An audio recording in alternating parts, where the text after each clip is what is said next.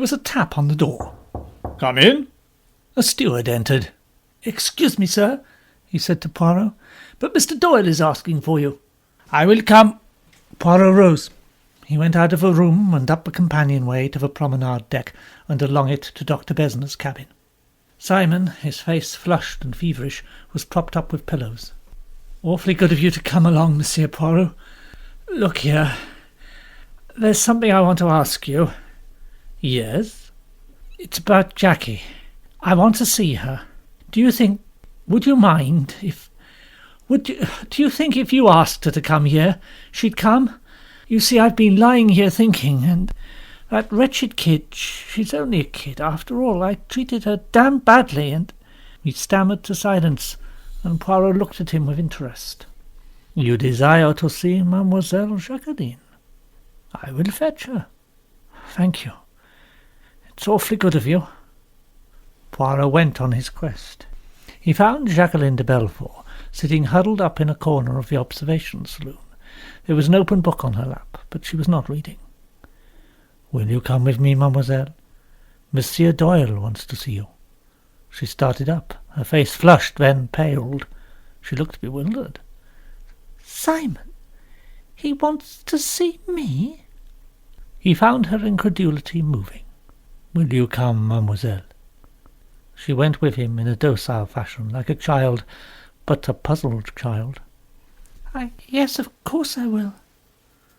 Poirot passed into the cabin. "Here is mademoiselle." She stepped in after him, wavered, stood still, standing there, mute and dumb, her eyes fixed on Simon's face. "Hello, Jackie." He too was embarrassed. "Awfully good of you to come. I wanted to say... what I mean is..." She interrupted him then. Her words came out in a rush, breathless, desperate. "Simon, I didn't kill Lynette. You know I didn't do it. I was mad that last night, I know, but... Oh, can you ever forgive me?" Words came more easily to him now. "Of course. That's all right. Absolutely all right. And that's what I wanted to say. I thought you might be worrying a bit, you know." "Worrying? A bit? Oh, Simon!" "That's what I wanted to see you about. It's quite all right, you see, old girl. You got a bit rattled that night, and a shade tight, and that's all perfectly natural." "Simon, I could have killed you." "No, not you, and not with that rotten little pea-shooter." "But your leg. You may never walk again." "Oh, now look here, Jackie, don't be maudlin. As soon as we get to Aswan, they are going to put the X-ray to work and dig out that tin pot bullet. Then everything will be as right as rain." Jacqueline gulped twice. Then she rushed forward and knelt down by Simon's bed, burying her face and sobbing. Simon patted her awkwardly on the head. His eyes met Poirot's, and with a reluctant sigh, the latter left the cabin. He heard broken murmurs as he went. "How could I be such a devil? Oh, Simon, I'm so dreadfully sorry." Outside, Cordelia Robson was leaning over the rail. She turned her head. "Oh, it's you, Monsieur Poirot. It seems so awful somehow, and it should be such a lovely day." "When the sun shines, you cannot see the moon. But when the sun is gone... when the sun is gone..." "Beg your pardon?" "I was saying, mademoiselle, but when the sun has gone down, we shall see the moon. Huh? That is so, is it not?" "Yes, why, certainly." She looked at him doubtfully, and Poirot laughed gently. "I utter the imbecilities. Take no notice." He strolled gently towards the stern of the boat. As he passed the next cabin, he paused for a minute. He caught fragments of speech from within. "Utterly ungrateful. After all I've done for you. No consideration for your wretched mother. No idea of what I suffer." Poirot's lips stiffened as he pressed them together. He raised a hand and knocked. "Is Mademoiselle Rosalie here?" Rosalie appeared in the doorway. Poirot was shocked at her appearance. There were dark circles under her eyes and drawn lines round her mouth. "What's the matter? What do you want?" The pleasure of a few minutes' conversation with you, mademoiselle. Will you come?" Her mouth went sulky at once, and she shot him a suspicious look. "Why should I? I entreat you, mademoiselle." "Oh, I suppose." She stepped out on the deck, closing the door behind her. "Well?" Poirot took her gently by the arm and drew her along the deck, still in the direction of the stern. They passed the bathrooms and round the corner. They had the stern part of the deck to themselves. The Nile flowed away behind them. Poirot rested his elbows on the rail. Rosalie stood up straight and stiff. "Well?" Poirot spoke slowly, choosing his words. "I could ask you certain questions, mademoiselle, but I do not think for one moment that you would consent to answer them." "Seems rather a waste to bring me along here, then." Poirot drew a finger slowly across the wooden rail. "You are accustomed, mademoiselle, to carrying your own burdens, but you can do that for too long. The strain becomes too great. For you, mademoiselle, the strain is becoming too great."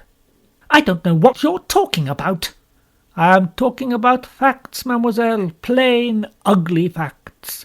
Let us call this spade and say it is one little short sentence. Your mother drinks, mademoiselle." Rosalie did not answer. Her mouth opened, then she closed it again. For once she seemed at a loss. "There is no need for you to talk. I will do all the talking, mademoiselle.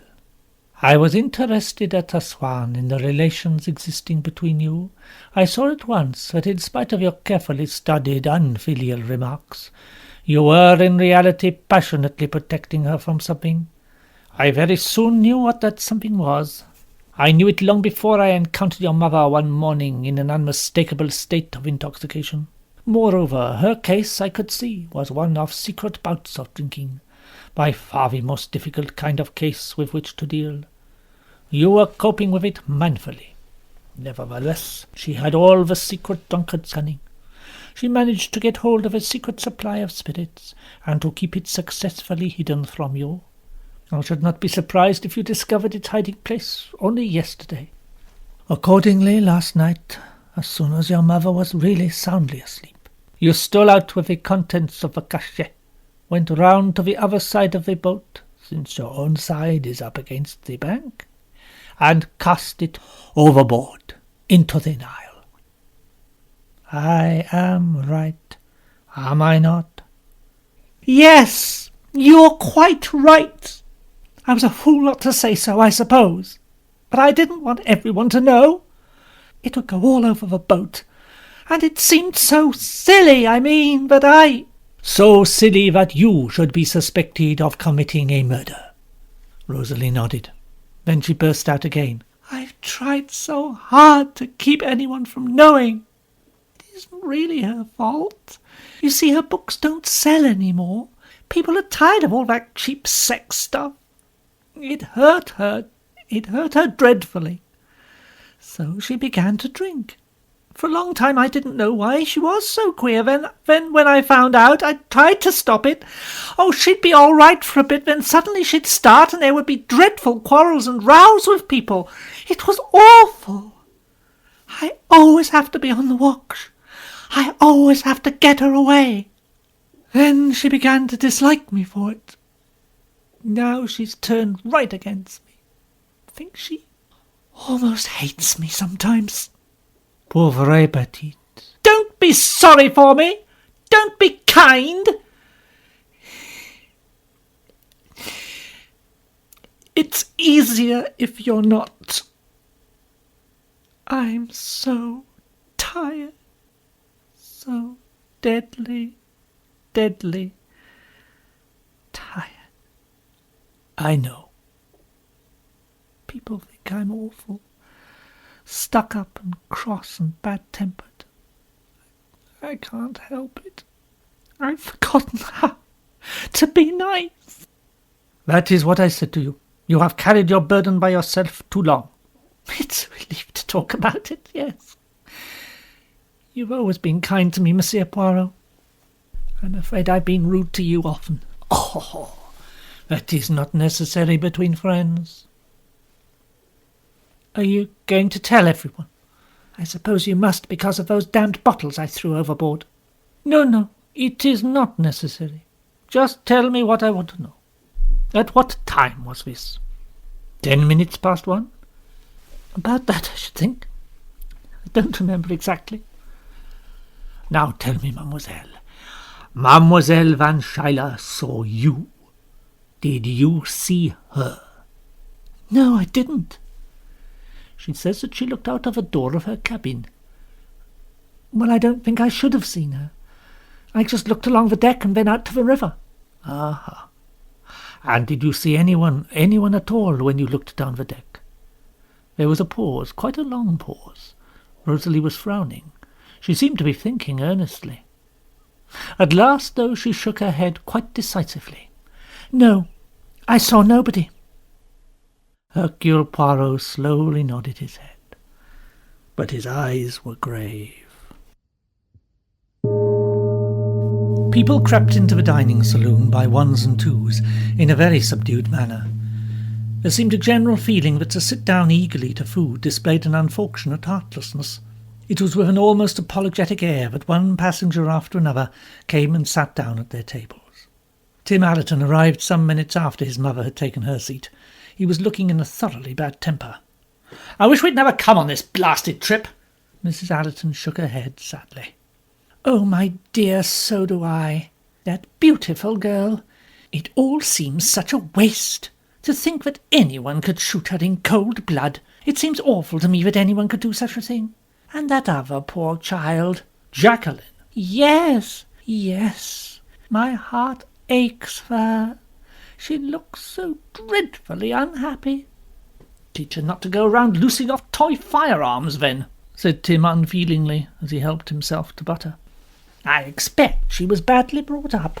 "Oh, for God's sake, Mother, don't go all maternal about it." "You're in a shocking bad temper, Tim." "Yes, I am. Who wouldn't be?" "I don't see what there is to be cross about.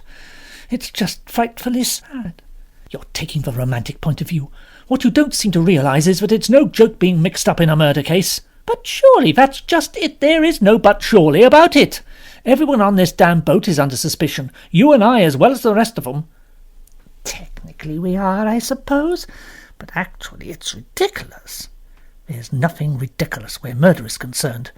You may sit there, darling, just exuding virtue and conscious rectitude, but a lot of unpleasant policemen at Chahal or Aswan will not take you at face value."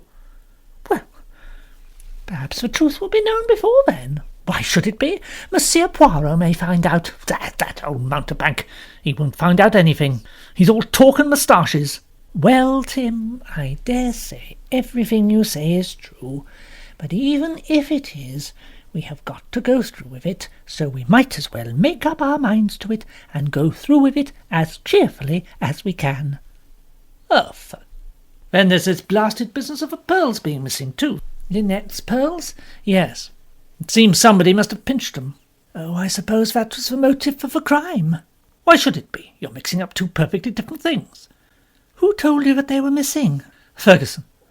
He got it from his tough friend in the engine room, who got it from the maid." "They were lovely pearls." "Ah, Monsieur Poirot, there you are.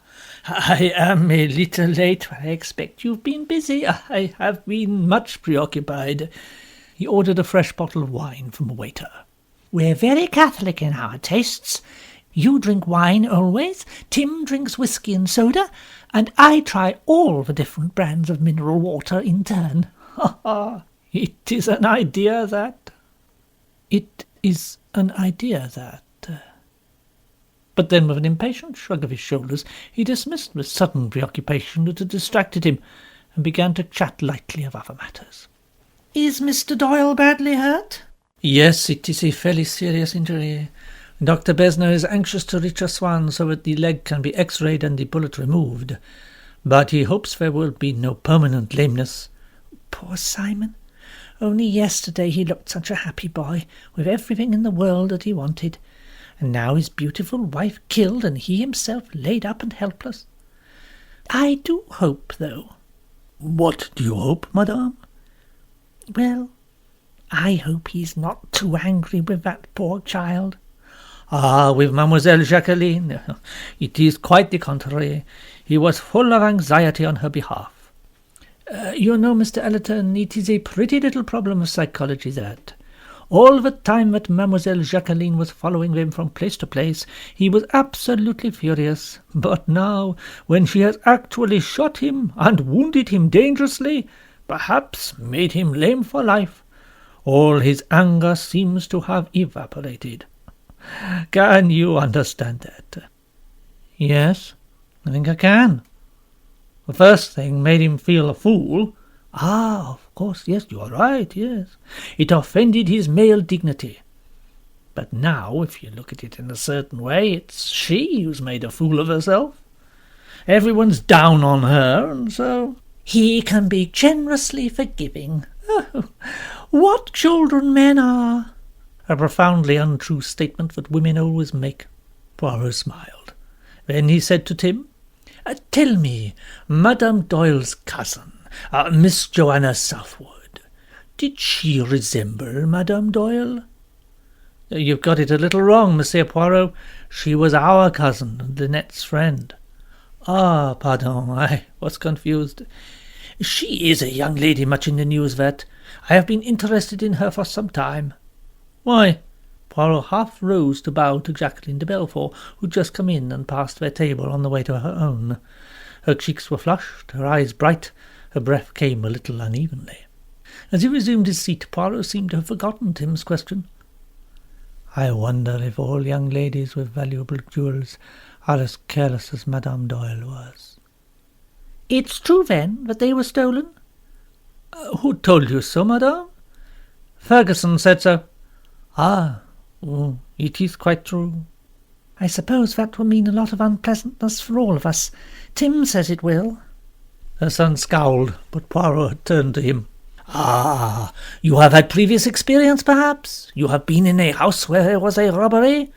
Never. Oh, yes, darling. You were at the Portlingtons that time, when that awful woman's diamonds were stolen. You always get things so hopelessly wrong, mother. I was there when it was discovered that the diamonds she was wearing round her fat neck were only paste. The actual substitution was probably done months earlier. As a matter of fact, a lot of people said she'd had it done herself. Joanna said so, I expect. Joanna wasn't there. Oh, but she knew them quite well. It's very like her to make that kind of suggestion. You're always down on Joanna, mother.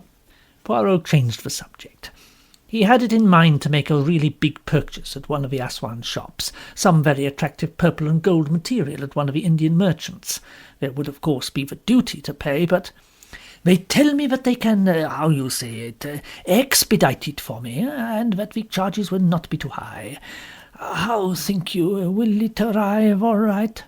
Mrs. Allerton said that many people, so she had heard, had had things sent straight to England from the shops in question, and that everything had arrived safely. Then I will do that. But the trouble one has when one is abroad, if a parcel comes out from England. Have you had experience of that? Have you had any parcels arrive since you have been on your travels? I don't think we have we, Tim? You get books sometimes, but of course there's never any trouble about them. Ah, no, books are different. Dessert had arrived. Now, without any previous warning, Colonel Race stood up and made his speech. He touched on the circumstances of the crime and announced the theft of the pearls. A search of the boat was about to be instituted, and he would be obliged if all the passengers would remain in the saloon until this was completed. Then, after that, if the passengers agreed, as he was sure they would, they themselves would be kind enough to submit to a search. Poirot slipped nimbly along to his side. There was a little buzz and hum all round them. Voices doubtful, indignant, excited. Poirot reached Race's side and murmured something in his ear, just as the latter was about to leave the dining saloon. Race listened, nodded assent, and beckoned a steward. He said a few brief words to him, then, together with Poirot, he passed out onto the deck, closing the door behind him. They stood for a minute or two by the rail. Race lit a cigarette.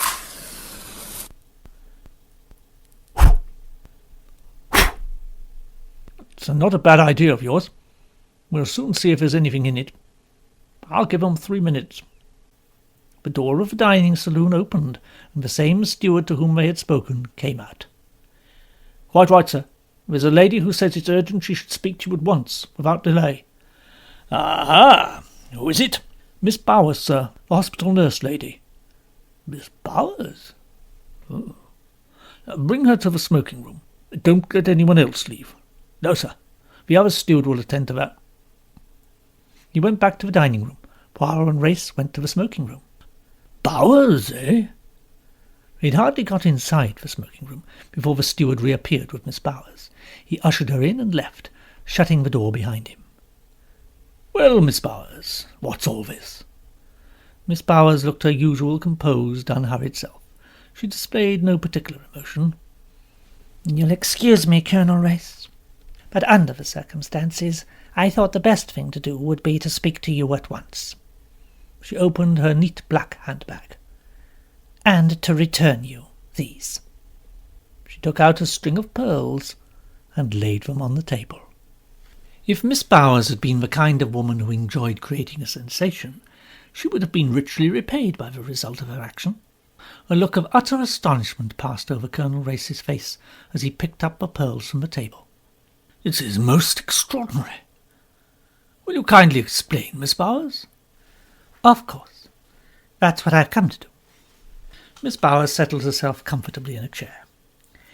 "Naturally, it was a little difficult for me to decide what it was best for me to do.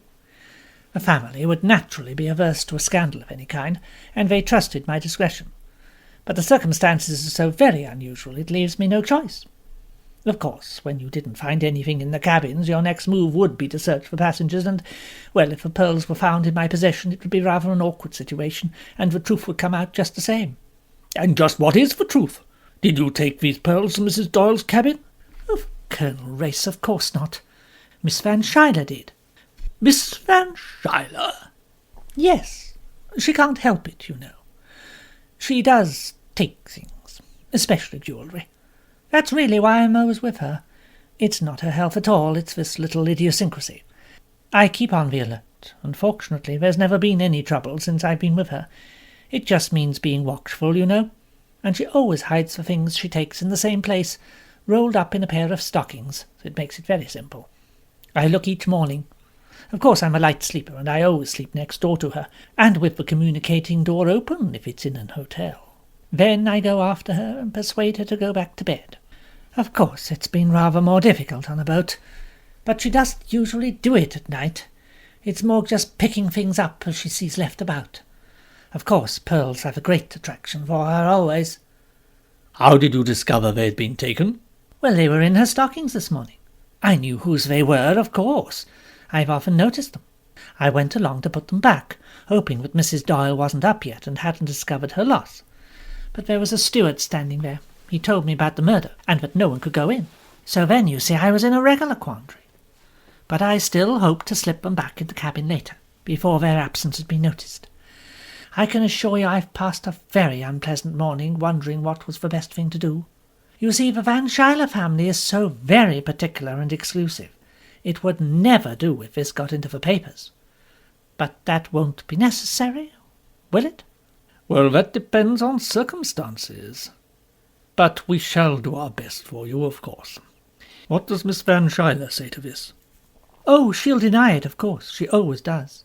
Says some wicked person put it there. She never admits taking anything. That's why, if you catch her in time, she goes back to bed like a lamb. Says she just went out to look at the moon, something like that." "Does Miss Robson know about this, failing?" "No, she doesn't. Her mother knows, but she's a very simple kind of girl, and her mother thought it best she should know nothing about it. I was quite equal to dealing with Miss Van Schuyler." "Well, then, we have to thank you, mademoiselle, for coming to us so promptly." "I'm sure I hope I acted for the best." "Be assured that you have."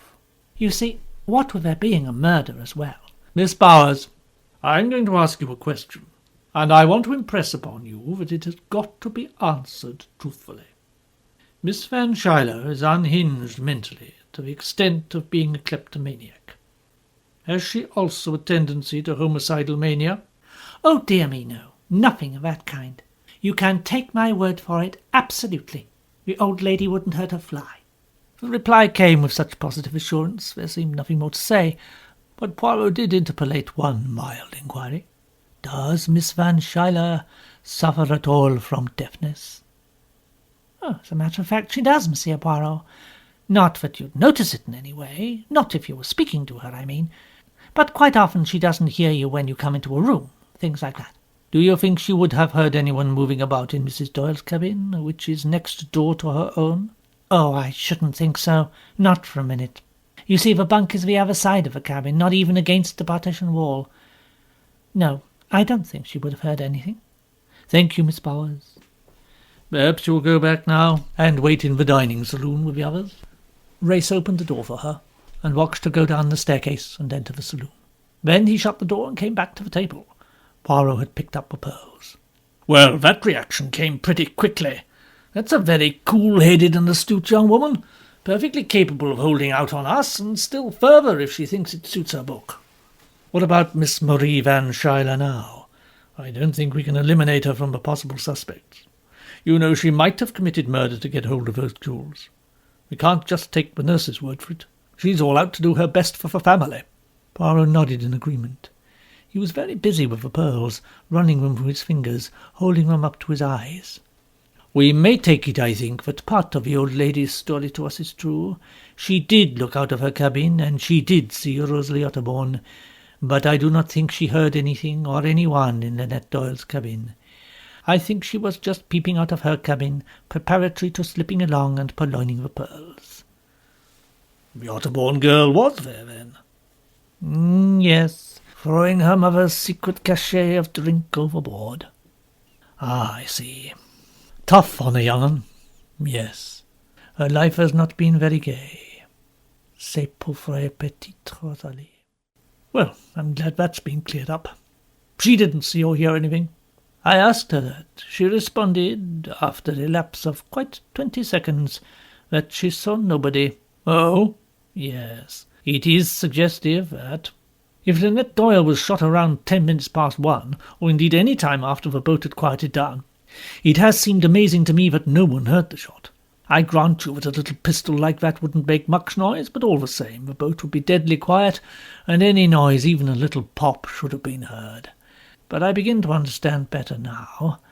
The cabin on the forward side of hers was unoccupied, since her husband was in Dr. Besner's cabin.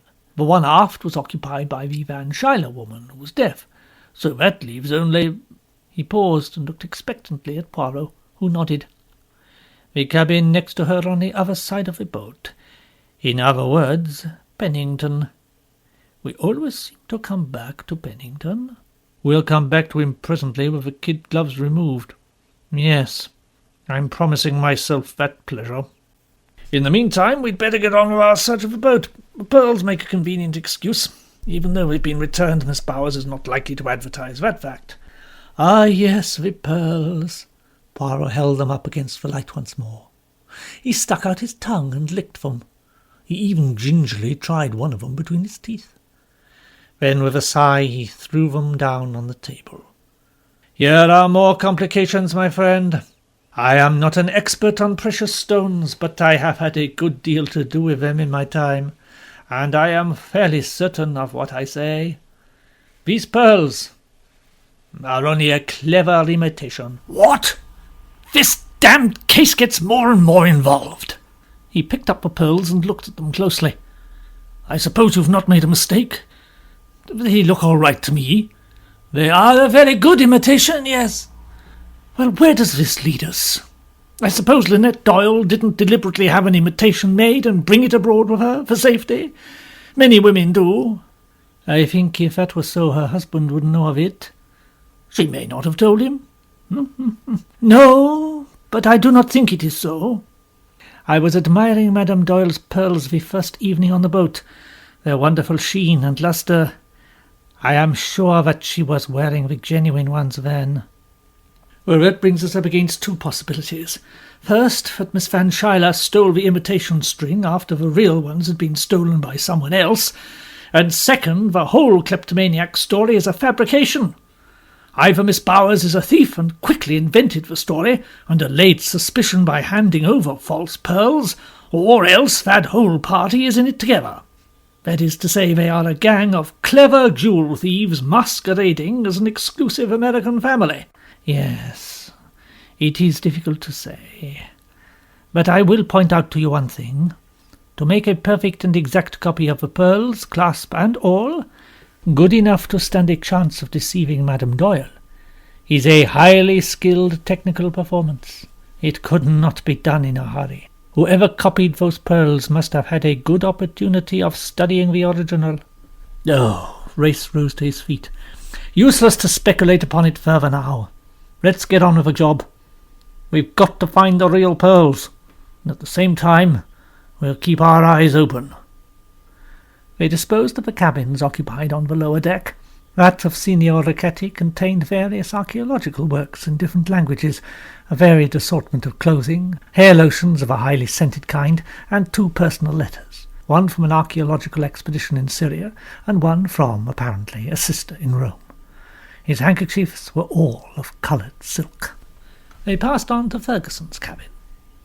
There was a sprinkling of communistic literature, a good many snapshots, Samuel Butler's Erewhon, and a cheap edition of Pepys's diary. His personal possessions were not many. Most of what outer clothing there was torn and dirty. The underclothing, on the other hand, was of really good quality, and the handkerchiefs were expensive linen ones. Some interesting discrepancies. Yes, and rather odd there are absolutely no personal papers, letters, anything. Yes, it gives one to think. An odd young man, Monsieur Ferguson. He looked thoughtfully at a signet ring he held in his hand before replacing it in the drawer where he had found it. They went along to the cabin occupied by Louise Bourget. The maid had her meals after the other passengers, but Race had sent word that she was to be taken to join the others. A cabin steward met them. "I am sorry, sir. I have not been able to find the young woman anywhere. I can't think where she can have got to." Race glanced inside the cabin. It was empty. They went up to the promenade deck and started on the starboard side. The first cabin was that occupied by James Fanthorpe. Here all was in meticulous order. Mr. Fanthorpe travelled light, but all that he had was of good quality. No letters, though. He is careful, our Mr. Fanthorpe, to destroy his correspondence." They passed on to Tim Allerton's cabin next door. There was evidence here of an Anglo-Catholic turn of mind, an exquisite little triptych, and a big rosary of intricately carved wood. Besides personal clothing, there was a half-completed manuscript, a good deal annotated and scribbled over, and a good collection of books, most of them recently published. There was also a quantity of letters thrown carelessly into a drawer. Poirot, never in the least scrupulous about reading other people's correspondence, glanced through them. He noticed that among them there were no letters from Joanna Southwood. He picked up a tube of Secotine, fingered it absently for a minute or two, then said, "Let us pass on. No Woolworth's handkerchiefs." Mrs. Allerton's cabin was the next. It was exquisitely neat, and a faint old-fashioned smell of lavender hung about it. The 2 men's search was soon over. Race remarked as they left it, "Nice woman, that." The next cabin was that which had been used as a dressing-room by Simon Doyle. His immediate necessities, pyjamas, toilet things, etc., had been moved to Besner's cabin, but the remainder of his possessions were still there. 2 good-sized leather suitcases and a kit-bag. There were also some clothes in the wardrobe. "We will look carefully here, my friend, for it is possible that the thief hid the pearls here. You think it likely?" "Oh, but yes, indeed. Consider. The thief, whoever he or she may be, must know sooner or later a search is to be made. Therefore a hiding-place in his or her own cabin would be injudicious in the extreme. Plus, the public rooms present other difficulties. But here is a cabin belonging to a man who cannot possibly visit it himself, so that if the pearls are found here, it tells us nothing at all." But the most meticulous search failed to find any trace of the missing necklace. "Ah, zut!" Lynette Doyle's cabin had been locked after the body was removed, but Race had the key with him. He unlocked the door, and the 2 men stepped inside. Except for the removal of the girl's body, it was exactly as it had been that morning. "Poirot, if there is anything to be found here, for God's sake find it. You can if anyone can, I know that." "This time you do not mean the pearls, mon ami." "No, Murder is the main thing. There may be something I overlooked this morning." Quietly, deftly, Poirot went about his search. He went down on his knees and scrutinized the floor, inch by inch. He examined the bed. He went rapidly through the wardrobe and chest of drawers. He went through the wardrobe trunk and the 2 costly suitcases. He looked through the expensive gold-fitted dressing case. Finally, he turned his attention to the washstand. There were various creams, powders, face lotions, but the only thing that seemed to interest Poirot were 2 little bottles labelled Nailex. He picked them up at last and brought them to the dressing-table. One, which bore the inscription Nailex Rose, was empty, but for a drop or 2 of dark red fluid at the bottom. The other, the same size, but labelled Nailex Cardinal, was nearly full. Poirot uncorked first the empty, then the full one, and sniffed them both delicately. An odour of pear drops billowed into the room. With a slight grimace, he recorked them. "Get anything?" Poirot replied with a French proverb. "It does not pay to take the hard line." "My friend, we have not been fortunate. The murderer has not been obliging. He has not dropped for us the cuff-link, the cigarette end, or the cigar ash, or, in the case of the woman, the handkerchief, lipstick, or the hair slide. Only the bottle of nail polish. I must ask the maid. There is something, yes, a little curious there. I wonder where the devil the girl has got to." They left the cabin, locking the door behind them, and passed on to that of Miss Van Schuyler. Here again were all the appurtenances of wealth, expensive toilet fittings, good luggage, a certain number of private letters and papers, all perfectly in order. The next cabin was the double one occupied by Poirot, and beyond it that of Race. "Hardly likely to hide them in either of these?" "It might be. Once on the Orient Express I investigated a murder. There was a little matter of a scarlet kimono. It had disappeared, and yet it must be on the train. I found it, where do you think? In my own locked suitcase, huh? Oh, it was an impertinence, that." "Well, let's see if anybody has been impertinent with you or me this time." But the thief of the pearls had not been impertinent with Hercule Poirot or with Colonel Race. Resounding the stern, they made a very careful search of Miss Bower's cabin, but could find nothing of a suspicious nature. Her handkerchiefs were of plain linen with an initial. The Otterbourne's cabin came next, and here again Poirot made a very meticulous search, but with no result. The next cabin was Besner's. Simon Doyle lay with an untasted tray of food beside him. "Off my feed." He was looking feverish, very much worse than earlier. Poirot appreciated Besner's anxiety to get him as swiftly as possible to hospital and skilled appliances. The little Belgian explained what the 2 of them were doing, and Simon nodded approval. On learning that the pearls had been restored by Miss Bowers, but proved to be merely imitation, he expressed the most complete astonishment. "You are quite sure, Monsieur Doyle, that your wife did not have an imitation string, which she brought aboard instead of the real ones?" "I'm sure she didn't. Lynette loved those pearls. She wore them everywhere. They were insured against any possible risk. I think that made her a bit careless, if anything." "Then we must continue our search." He started opening drawers. Race attacked a suitcase. Look here, you surely don't expect old Besner pinched them?" "Oh, it may be so. After all, we do not know of Dr. Besner. Only what he himself gives out." "But he couldn't have hidden them without my seeing him." "He could not have hidden anything today without your seeing them, but we do not know when the substitution took place. He may have effected the exchange some days ago." "I never thought of that." The search was unavailing. The next cabin was Pennington's. The 2 men spent some time in their search. In particular, Poirot and Race examined carefully a case full of legal and business documents, most of them requiring Lynette's signature. "Oh, these all seem square and above board. You agree?" "Absolutely. Still, the man isn't a born fool. If there had been a compromising document, a power of attorney or something, he'd have destroyed that first thing." "That is so, yes." Poirot lifted a heavy Colt revolver out of the top drawer of a chest of drawers, looked at it, and put it back. "So it seems there are still people who travel with revolvers." "Yes. A little suggestive, perhaps. Still, Lynette Doyle wasn't shot of a thing that size. You know, I've thought of a possible answer to your point about the pistol being thrown overboard. Supposing the actual murderer did leave it in Lynette Doyle's cabin, and someone else, some second person, took it away and threw it into the river. Yes, it is possible. I have thought of it. But it opens up a whole string of questions. Who was that second person? What interest did they have in endeavouring to shield Jacqueline de Belfort by taking away the pistol? Or what was the second person doing here? The only other person we know of who went into the cabin was Mademoiselle Van Schuyler. Was it conceivably Mademoiselle Van Schuyler who removed it? Why should she wish to shield Jacqueline de Belfort? And yet, what other reason can there be for the removal of the pistol? She may have recognized that stole as hers, got the wind up, thrown the whole bag of tricks over on that account. The stole, perhaps. She would not have got rid of a pistol. But I agree, it is a possible solution.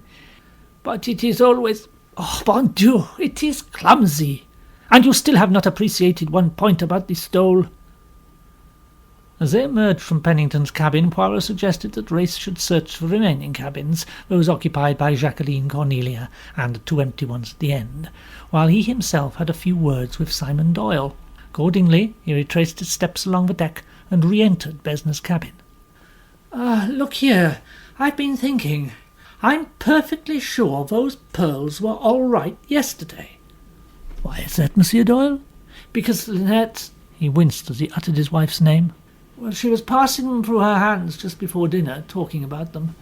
Well, she knew something about pearls. I feel sure she'd have known if they were a fake. They were a very good imitation. Tell me, was Madame Doyle in the habit of letting those pearls out of her hands? Did she ever lend them to a friend, for instance? Well, it's a bit difficult for me to say. I hadn't known Lynette very long, really. Ah, no. It was a quick romance, yours. And so, really, I wouldn't know a thing like that. But Lynette was awfully generous with her things. I should think she might have done. She never, for instance, lent them to Mademoiselle de Belfort. What do you mean? What are you getting at? That Jackie stole the pearls? She didn't, I swear she didn't. Jackie's as straight as a die. The mere idea of her being a thief is ridiculous. I mean, it is absolutely ridiculous. Oh, la, la, la. That suggestion of mine, it has indeed stirred up the nest of hornets. Jackie's straight. Poirot remembered a girl's voice by the Nile in Aswan, saying, I love Simon, and he loves me. He had wondered which of the three statements he heard that night was the true one. It seemed to him that it had turned out to be Jacqueline who had come closest to the truth. The door opened and Race came in. Nothing. Well, we didn't expect it. I can see the stewards coming along with their report as to the searching of the passengers. Nothing, sir. Any of the gentlemen make any fuss? Only the Italian gentleman, sir. Carried on a good deal. Said it was a dishonour, something of that kind. He'd got a gun on him, too. What kind of gun? Mauser automatic 25, sir. Italians are pretty hot-tempered. Rossetti got in no end of a steward, what he half just because of a mistake over a telegram. He was darned rude to Lynette about it. Race turned to the stewardess, a big, handsome-looking woman. Nothing on any of the ladies, sir. They made a good deal of fuss, except for Mrs. Allerton. She was as nice as could be. And not a sign of the pearls. By the way, the young lady, Miss Rosalie Otterbourne, had a little pistol in her handbag. What kind? Very small, sir, with a pearl handle, almost like a toy. Devil take the case! I thought we cleared her of suspicion, and now... Does every girl on this blinking boat carry around pearl-handled toy pistols? Did she show any feeling over your finding it? I don't think she noticed. I had my back turned whilst I was going for the handbag. Still, she must have known you'd come across it. No, it beats me. What about the maid? We've looked all over the boat, sir. We can't find her anywhere. What's this? Mrs. Doyle's maid, Louise Bouget. She disappeared. Disappeared? She might have stolen the pearls. She is the one person who had ample opportunity to get a replica made. And then, when she knew a search was going on, she threw herself overboard? Yes, all right, nonsense. A woman wouldn't throw herself overboard in broad daylight. Not from a boat like this. Not without somebody realizing it. She's bound to be somewhere on board. When was she last seen? About half an hour before the bell went for lunch, sir. Well, we'll have a look in her cabin, anyway. That might tell us something. Thank you. He led the way to the deck below. Poirot followed him. They unlocked the door of the cabin and passed inside. Louise Bourget, whose trade it was to keep other people's belongings in order, had taken a holiday where her own were concerned. Odds and ends littered the top of a chest of drawers. A suitcase gaped open with clothes hanging out of the side of it and preventing it shutting. Underclothing hung limply over the sides of the chairs. As Poirot with swift, neat fingers opened the drawers of the dressing chest, Race examined the suitcase. Louise's shoes were lined along by the bed. One of them, a black patent leather, seemed to be resting at an extraordinary angle, almost unsupported. The appearance of it was so odd that it attracted Race's attention. He closed the suitcase and bent over the line of shoes. Then he uttered a sharp exclamation. "Qu'est-ce que c'est?" Race said grimly, "She hasn't disappeared. She's here, under the bed." The body of a dead woman, who in life had been Louise Bourget, lay on the floor of her cabin.